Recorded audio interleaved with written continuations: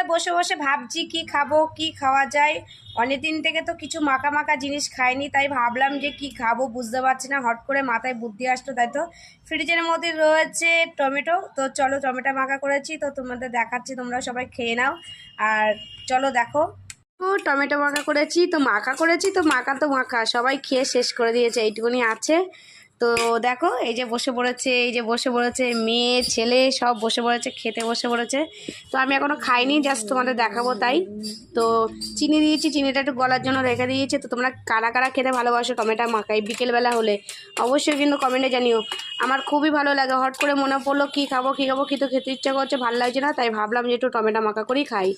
তো চলো সবাই যারা যারা ভালোবাসো তারা সবাই খেয়ে নাও, এ নাও সবাইকে দিয়ে দিলাম, তোমরা সবাই খেয়ে নাও। আর যারা যারা আমাকে সাবস্ক্রাইব করছো তাদের অনেক ভালোবাসা, অনেক অনেক ধন্যবাদ। তোমরা সবাই ভালো থেকো, এইভাবে আমাকে সাপোর্ট করো, এইভাবে আমার পাশে থেকো। তো